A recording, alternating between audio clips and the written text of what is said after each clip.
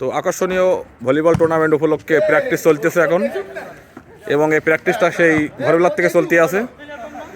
একদিক থাকবে Bashundhara food and beverage, অপর দিক থাকবে বসুন্ধরা এলপি গ্যাস লিমিটেড। এই যে টিম ক্যাপ্টেন চলতেছে। মাগরিব নামাজের পরে টুর্নামেন্টটা অনুষ্ঠিত হবে ইনশাল্লাহ, নামাজের পরে। এবং বসুন্ধরা ফুড অ্যান্ড বেভারেজের প্লেয়ারগণ কিন্তু সেই সকাল থেকেই কিন্তু প্র্যাকটিসের কাজে লেগে আছে।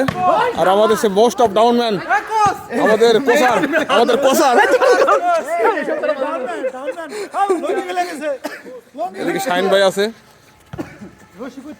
সব মিলে খুব জমজমাট খেলা হবে মাগরিব বাদ। সবাই আমন্ত্রিত, সবাই আসবেন।